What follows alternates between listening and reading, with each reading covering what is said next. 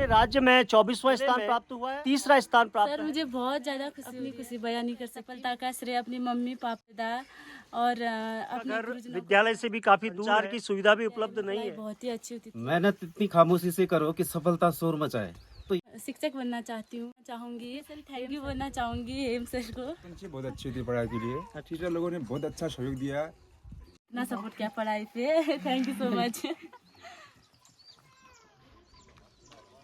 चल रहे ना ना। हेलो दोस्तों, स्वागत है आपका मेरे YouTube चैनल पर। मैं इस वक्त खड़ा हूं अंजू बिष्ट के घर पे। अंजू बिष्ट वही बालिका है जिसका उत्तराखंड 2024 के बोर्ड परीक्षा में पूरे राज्य में 24वां स्थान प्राप्त हुआ है और जिले में तीसरा स्थान प्राप्त है। यहाँ पर अंजू बिष्ट के सभी घर के सदस्य मौजूद हैं। मैं आज अंजू बिष्ट के घर पर मौजूद हूँ और अंजू बिष्ट धारचूला तहसील के गलाती ग्राम सभा की निवासी है। इसने धारचूला तहसील का नाम रोशन किया है। मैं आज अंजू बिष्ट से कुछ बातें जानने का प्रयास करूंगा। तो अंजू बेटा, आपने उत्तराखंड में 24वां स्थान प्राप्त किया है, आपको बहुत बहुत बधाई है। आपको उत्तराखंड में 24वां और जिले में तीसरा स्थान प्राप्त करके कैसा लग रहा है? सर मुझे बहुत ज़्यादा खुशी हो रही है, मैं मतलब बयान नहीं कर सकती इस बार। सर मुझे बहुत ज़्यादा खुशी हो रही है इस बार कि मैंने मतलब 12th में इतने अच्छे परसेंट लाए। मैं अपनी खुशी बयान नहीं कर सकती। मेरी मेहनत काम मतलब जितना मैंने मेहनत किया था उस हिसाब से मेरे नंबर आए। मतलब मैं तो बहुत ही बेटा, ज़्यादा आप इस सफलता का श्रेय किसको देना मैं चाहती हैं? इस सफलता का श्रेय अपनी मम्मी पापा भाभी दादा और अपने गुरुजनों को देना चाहूँगी। और इसमें थोड़ी मेरी मेहनत भी है। सभी ने मेरा साथ दिया, तभी मैं आज इस अवसर पे इतनी ज़्यादा खुश हूँ कि सर मैं बयान नहीं कर सकती। बेटा, आप दिन भर कितने घंटे पढ़ाई करते थे? सर रोज 5 से 6 घंटे। तो बेटा, मैं देख रहा हूँ कि आपका घर विद्यालय से भी काफ़ी दूर है और यहाँ पर संचार की सुविधा भी उपलब्ध नहीं है। ऐसी परिस्थितियों में आपने अपनी पढ़ाई कैसे की? सर विद्यालय में सभी टीचरों ने बहुत ज़्यादा हेल्प की और घर में मम्मी पापा गाइडेंस सब सही थे। भाभी ने मेरा सबसे ज़्यादा सपोर्ट किया, मुझे पढ़ने का इतना ज़्यादा टाइम दिया कि मतलब बहुत छूट दी मुझे हर एक चीज़ में। मतलब काम हाँ मैं कुछ नहीं करती थी और मैं पढ़ाई करती थी ज़्यादा टाइम पे। तो मुझे मतलब अपनी मेहनत का सबसे बड़ा श्रेय मैं टीचरों के बाद मैं भाभी को देना चाहूँगी कि उन्होंने मेरी इतनी ज़्यादा वो की मतलब कि पढ़ाई में इतना ज़्यादा सपोर्ट किया। तो थैंक यू भाभी। तो बेटा, आपके विद्यालय में पढ़ाई कैसी होती थी? सर हमारे विद्यालय में पढ़ाई बहुत ही अच्छी होती थी। टाइम टू टाइम सब पीरियड के हिसाब से सर लोगों का आना क्लास में। और सबसे पहले ये कि पढ़ाई से पहले उनको मतलब ये सूचित करना कि मतलब पढ़ाई कैसे करते हैं और हमेशा हमें मतलब ये बताते थे कि इस तरह से लिखना है, पढ़ाई इस तरह से करनी है। तो उन्हीं के हिसाब से हम चले। तो आज हम उन्हीं की वजह से इस अवसर पे हम यहाँ तक पहुँचे हैं। तो बेटा, इस बार भी आपके विद्यालय और आपके गांव में कुछ बच्चे बोर्ड एग्जाम देने जाएंगे, तो उनके लिए क्या गाइडलाइन देंगे आप? मैं कहना चाहूँगी कि सर जो सर सिखा रहे हैं उनको मतलब फालतू चीज़ों में ध्यान न दे के सिर्फ पढ़ाई पे ध्यान दे और जो सर लोग सिखा रहे हैं उनको उन्हीं बातों को फॉलो करें। तो बेटा, भविष्य में अब आप क्या करना चाहते हैं?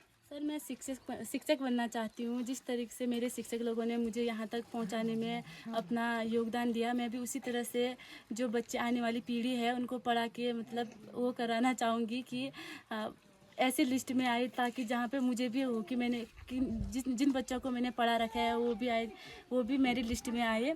जिस तरीके से मेरे टीचर लोगों को अभी खुशी हो रखी होगी वही खुशी मैं भी अनुभव करना चाहूँगी सर। तो बेटा, आप अपनी सफलता का सबसे ज़्यादा श्रेय आपके विद्यालय के किसी एक टीचर को देना चाहती हैं? यस सर, मैं देना चाहूँगी हेम सर को कि उन्होंने मतलब हमें बहुत ज़्यादा वो किया, गाइडेंस किया और जब हम बोर्ड पेपर देने पढ़ाया बहुत हेल्प की हमारी। तो मैं अपना स्पेशल थैंक यू बोलना चाहूँगी हेम सर को।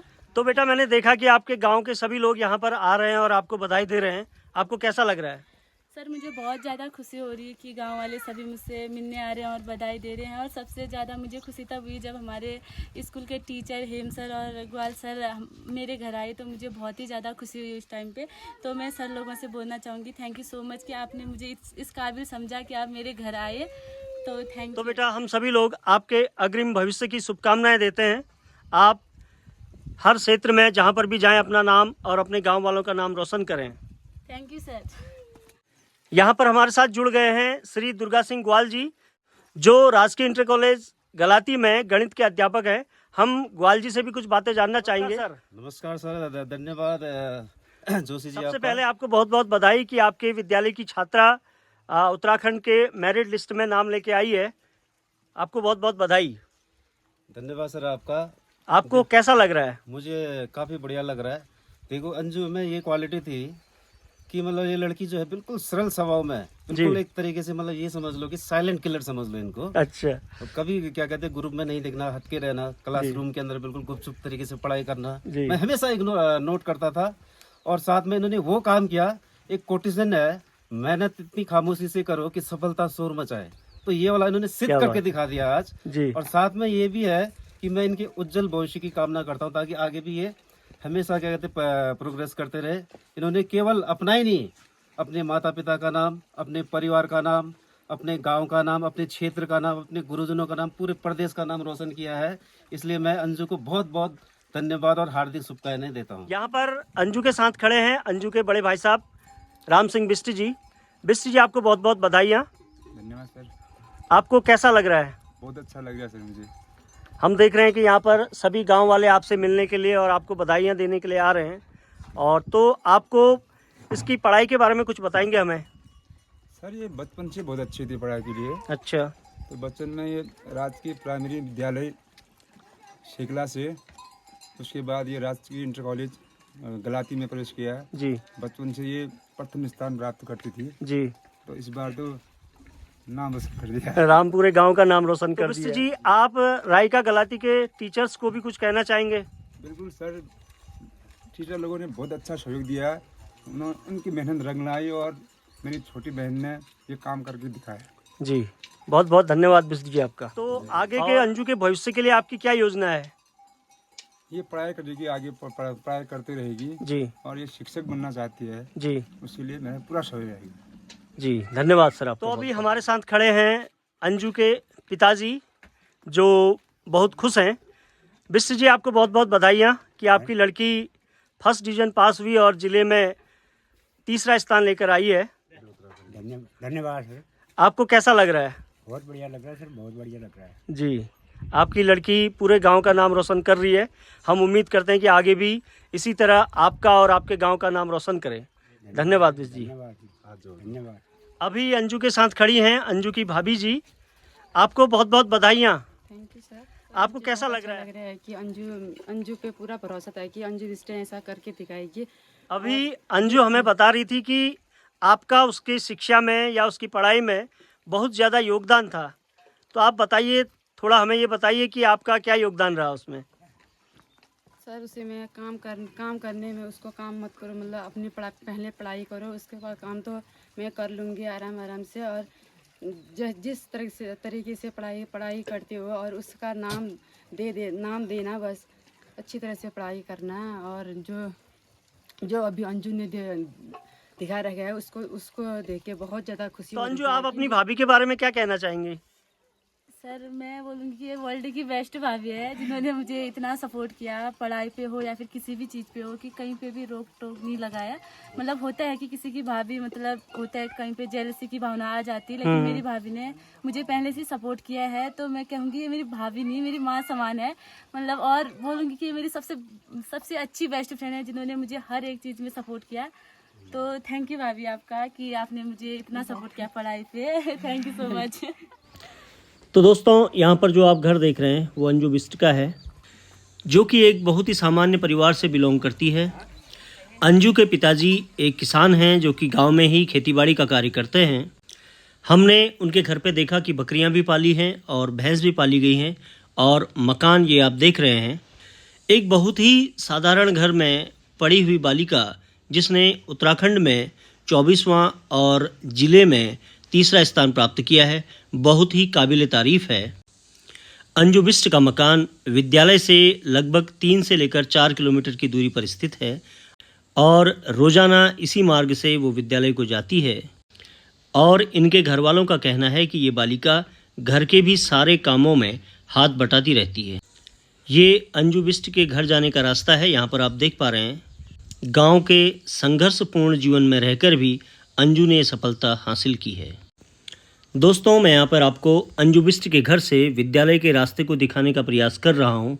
ये रास्ता बहुत ही खतरनाक है। आप यहाँ पर देख पा रहे हैं कि बहुत ही सकरा रास्ता है और इस रास्ते से हल्का सा भी पैर फिसल जाता है तो आप देख पा रहे हैं नीचे बहुत ही भयंकर चट्टान है। तो इन रास्तों से होकर इतनी कठिन परिस्थितियों में, इतनी विषम परिस्थितियों में भी इस बालिका ने उत्तराखंड में 24वां स्थान प्राप्त किया है। ये बहुत ही सम्मान और गर्व की बात है।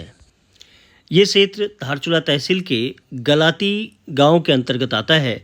इस क्षेत्र में आज तक संचार की कोई भी सुविधा उपलब्ध नहीं है। ये बहुत ही बड़े दुर्भाग्य की बात है। इस दूरस्थ क्षेत्र में कभी बिजली के तार भी कट जाते हैं तो उनको जोड़ने के लिए 2 या 3 दिन का समय लग जाता है, क्योंकि इन क्षेत्रों में सामान लाने में भी काफ़ी दिक्कतें होती हैं। आप यहाँ पर देख पा रहे हैं कि ऐसे रास्ते में हमें चलने में बहुत दिक्कतें हो रही हैं। हम चट्टान को पकड़कर आगे बढ़ रहे हैं, जबकि इन्हीं रास्तों से यहाँ की छात्र छात्राएँ रोज़ाना स्कूल को जाते हैं। सारी सुविधाओं के अभाव में इस बालिका ने स्वयं अपनी मेहनत से ऐसे दूरस्थ क्षेत्र में रहकर अपने लक्ष्य को प्राप्त किया है, जो कि बहुत ही काबिल तारीफ़ है। नॉर्मली किसी भी बच्चे को किसी टॉपिक में डाउट होता है तो वो गूगल पे देखकर सर्च करता है और उसके बाद उस डाउट को क्लियर करता है, लेकिन यहाँ की परिस्थितियाँ बहुत विषम हैं। यहाँ के बच्चों के पास इस प्रकार की कोई भी सुविधाएं उपलब्ध नहीं हैं और उसके बाद भी यहाँ की छात्र छात्राएँ जो बड़े महानगरों में रहने वाले छात्र छात्राओं को पीछे छोड़कर आगे निकल जाती हैं, इस बात की निश्चय ही तारीफ की जानी चाहिए। मैं इन बच्चों के जज्बों को सलाम करता हूँ। तो दोस्तों, आइए अब आपको ले चलते हैं अंजू के उस विद्यालय में जहाँ पर अध्ययन करके उसने ये सफलता हासिल की है। जी हाँ दोस्तों, राजकीय इंटर कॉलेज गलाती ये वही विद्यालय है जहाँ पर अध्ययन करके अंजू ने ये सफलता हासिल की है। प्रकृति की गोद पर बसा यह विद्यालय, जहाँ पर बहुत ही दूरस्थ गांव जैसे छाना, तोली, गडाल, धामी गांव, मकन्ना, पुरैच, भातखाना, रमतोली, सेकला, दौपातल आदि कई तोकों से छात्र छात्राएं यहाँ पर पढ़ने के लिए आते हैं और इन तोकों से इस विद्यालय की दूरी 2 से 6 किलोमीटर तक है, जहाँ से प्रतिदिन ये छात्र छात्राएं पैदल चलकर अध्ययन करने के लिए इस विद्यालय को आते हैं। मैं इस विद्यालय के सभी अध्यापक अध्यापिकाओं को धन्यवाद और बधाई देना चाहूँगा कि आप लोगों के अथक परिश्रम और मेहनत से अंजू बिष्ट ने यह मुकाम हासिल किया है। दोस्तों, मैंने आज के इस वीडियो में अंजू बिष्ट, उसके परिवार, उसके विद्यालय और उसके गांव को दिखाने का प्रयास किया और बताया कि सभी संसाधनों के अभाव में भी किस प्रकार से अंजू बिष्ट ने यह मुकाम हासिल किया है। दोस्तों, मुझे उम्मीद है कि आपको मेरा ये वीडियो पसंद आया होगा। मैं आगे भी इस प्रकार के दुर्लभ वीडियो आपके सामने लाने का प्रयास करता रहूँगा। धन्यवाद।